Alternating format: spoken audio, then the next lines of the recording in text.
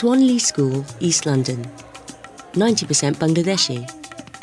Pupils in Year 7 are going to be devising, performing and critically reviewing their own missing scenes from a play, The Demon Headmaster. You must go to the head. Speaking and listening skills are integral to learning, in the English classroom and beyond. Drama work offers obvious opportunities, but collaboration and reflection can be even more important than performance itself. Start talking about your role play. Just wait for the others. John Yandell, PGCE tutor at the Institute of Education, has come in to observe his former student, Sangeeta Sharma. Okay, don't worry, I'm going to give you... This is her first full post, but the issue she's dealing with will be familiar to most teachers. Before we do that... I selected different points in the play that we had read, thought, OK, maybe there's a space here where there could be a missing scene. It has to be based on what's just happened in that previous scene. But they really had to use their imagination. And then once they got into that, they really started to enjoy it. What are some of the things that you need to be thinking about? Class will be your audience. What will you need to think about while you're doing... The lesson has at its heart a series of set-piece performances. What transforms those improvisations into something more significant in terms of the development of students' competence as speakers and listeners is the way that Sangeeta gets the students to be explicit about the criteria that are central to their performances and the criteria by which they will be judged. And so there is a kind of self-consciousness about the improvisations. If you're a robot, you have to make it think that they think that you're like a robot and stuff. Okay, how can we summarise what Shiblu just said there, Nahid? If you're a strict person, you have to act strict. If you're a funny person, you have to like tell jokes and stuff and make people laugh. Okay, so think about the character you're playing and think about the actions that go with that character. It is kind of an awful habit that you could get into as a teacher where somebody says something and you kind of do that, yeah, and then you kind of rephrase what they've said. Yeah, which is a horrible thing to do. What you did was not to short-circuit the move from that particular sense of this is my role, this is what I've got to do, to a general point about staying in role. You let that come out of the class. And what I think is that when you're acting, I think you should not try your best not to laugh and stuff and giggle a bit. So obviously you're doing this with your friends and you don't want to get distracted by each other. Yeah. So stay in role, don't lose concentration. Once you're reading, you have to make expressions, like move your hand and stuff. If you just stand there, they're going to be bored. It's like they're going to say to themselves, why did I come here? They're going to say, I just wasted my money. Okay, good. Movement. Yeah? Building on this point, what else do you think you need to think about there? The way you're intervening in that is to orchestrate their contributions so that each contribution comes from a listener, not just a speaker. So they're forced to listen to each other and to elaborate on those points instead of just saying what they'd pre-planned, if you like. And it works effectively. Okay. If you're just acting funny, then the audience can laugh, but not just laugh so you can laugh. Okay, so if the people who are doing the role play are going for humour, what they need to make sure that they laugh then? Is that what you're saying? No, if they want to laugh, then they can laugh, but if they're laughing like just laughing for 10 minutes or that, they can't. So is he giving everybody a warning that you must laugh when it's required? It was quite difficult for me at the time to figure out exactly what he was trying to say, and did I simplify what he was saying? He's not accepting any simplified version of his thought that you offer him, and he's struggling to articulate that much more complicated rule for audience behaviour. Role plays. The focus of the lesson is not just for us to sit there, watch one role play, and then we watch another one, and then that's it. So I'll be asking you, what did you think of that? What was good about that? And you can use some of these ideas to be able to say, OK, I think Mukith was really good because he did this, this, and this. Work out your role plays, make sure you're prepared, and I'll give you a 3-minute warning, OK? Get into your groups now. Imagine if the scene didn't end there. What do you think? If they stayed in the playground, what do you think could happen next? Right at first, we'll come and one of us will say that it was all because of you were in trouble.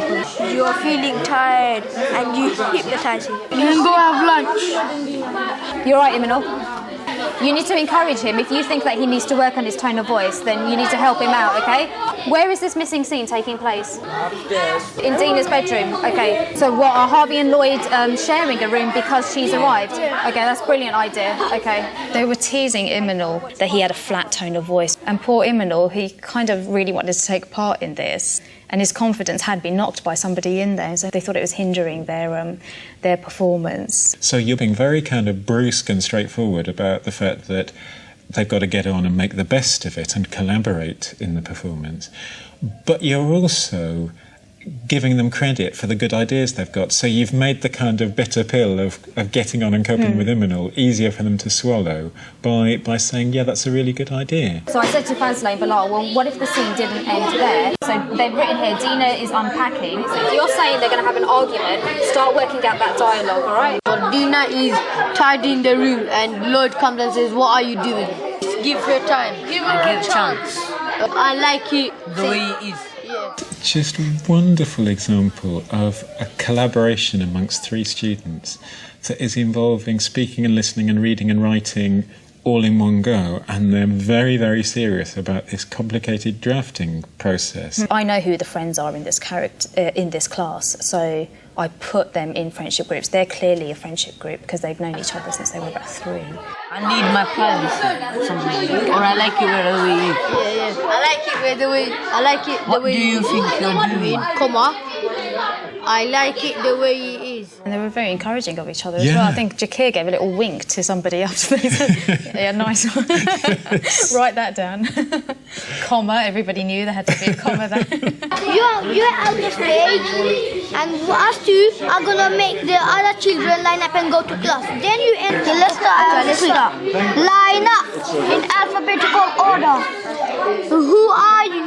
We are the prefects, the voice of the headmaster. Answer the question. The head is a marvelous man. He is not a monster from a horror movie.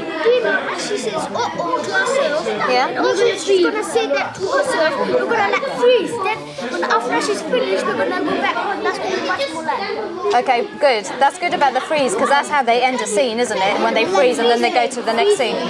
Yeah, okay, good. Well done. All right, get comfortable with your lines, all right? You've got about 30 seconds. We talk a lot in teaching about the importance of self-assessment and peer assessment. What we get in Sangeeta's lesson is those kinds of assessment played out in practice, and we can see in her lesson just why they can be such powerful tools in developing students as language users. Baboop, Shiblu and Nahid are going first. Okay, the rest of you need to listen. You need to be looking out for what this group is doing well. She's encouraging all students to perform, if you like, a double role, to be performers, but also to stand back from the performance and to judge the performance according to their own criteria, which she has already sifted through. Line up in alphabetical order. Go to your classrooms. Halt. You broke one of the kind of basic rules of classroom management in that you had your back to some of the students. I think you did that, whether you absolutely were conscious of it. Nevertheless, I think you did it deliberately. I'm guessing that if I had sat myself somewhere else, they'd probably turn to me automatically and wait for my kind of analysis of it. And whereas I guess, placing myself as an audience member took the focus off me saying, OK, this is good because, and just, sitting there and throwing it back to them, the audience, all the time. And close your eyes. Think of the headmaster. How easy? I don't know. Okay, you must come in now. So at the end. Okay, brilliant. Well done. Okay, if you can just stay there for a moment. Okay, hands up. What was good about that? Nazmul? They weren't laughing, they were just concentrating on their role. They're concentrating on their role. Okay, good. So then they didn't get distracted by each other or anyone in the audience. They stayed in role. They were concentrating. So that means they didn't laugh or anything. They always stayed in the role. Okay, that's why it went smoothly. Mukith. They were facing at the front, at the audience. So they were aware of the audience, that they were being watched, that they were performing this for the rest of us. Okay, good one. We didn't even put that on the board. Jeff, Rose, why do you speak at the same time? The headmaster said to us that we appreciate what he does to us. And You shifted into questioning them in role, and they respond. They're able to stay in role even at that stage, even when the improvisation is finished, to improvise in response to your questions. We only did it with that group in the end. But I wish I had done it with the other groups if we had more time. Okay, second group? You're lucky, man. Yeah, because Even though I started it. because maybe he knows you. Maybe he's your great ancestor or something. Maybe so. Oh, I think the headmaster's coming now. I'm in trouble, man. I called my parents actually at night. Now who's laughing now? Who's laughing? Me. Which one? I can't see no laugh. I'm grounded. All right, let's go. Let's go. Okay, good. Well done. All right, what was good about that and why? Should be more hands up than that. You ask for comments and say there should be more hands up than that. And again, you're giving that little bit of pause time to pull more students into activity rather than just taking whoever sticks their hand up first. Yeah. Sufyan? In the beginning, it's like the way they started it off, it was okay, like quite good because we knew straight away who might be who. They made it clear which characters they were playing. How could you tell that though? What did they do to make it obvious to you? The way Rashid was. And what you're very good at doing is asking the supplementary question, is pushing Sufyan or anyone else just that bit further. And it's making Sufyan do more work in that role as critical audience. I guess it's an example of getting them out of that habit of, I know what I want to say, I'll put my hand up and then that will be the end of it, and maybe making them think a little bit longer by pushing them on the spot. Very quickly, with the person next to you, I want you to vote, or in your group, vote for the one that you thought was the best one. Very quickly, and think of one reason. Can you choose yourself? No, you can't choose yourself. I vote for Nahi because he was doing it really nicely. Have you thought of yours? Yeah, I think because of the Quiet. Mukith's group, who did you vote for? For them, Fazle, Jackie and Bilal. Why? One reason. Because the way like they were talking. All right, brilliant. Jahangir. She Blue and them. Second place I'll put Jackie, and third place I'll put Rashidu and them. Okay, first place, why? They were just perfect. They've done it. They got the criteria on the board. What did they do? You want really more well? out of them. You want them to say why. Even at this stage, when it's lunchtime, you're pushing Jahangir to come up with a good reason, to tie it back to the criteria that you started off, getting them to think of. Okay, good. Enthusiasm and good expression, so well done. All right, well done to everybody today. Help me sort out this room and then you can all go, except for... I saw that class at their best in that lesson. I'm not just talking about behaviour. It is kind of an issue with this class, their ability to kind of listen to each other and to respond to what each other are saying. And I think they were doing that really well in that lesson. I think I really got to see their imaginations at work for the first time. One can become preoccupied with full-blown drama. And I think that the most interesting and most productive speaking and listening activities within the English classroom are often not like that at all. They're very much using language as part of the process of coming to grips with complicated texts. Bye-bye. And if that works for the Demon Headmaster, it goes on working for Romeo and Juliet, Macbeth, whatever they read, till they leave Swanley and even beyond that.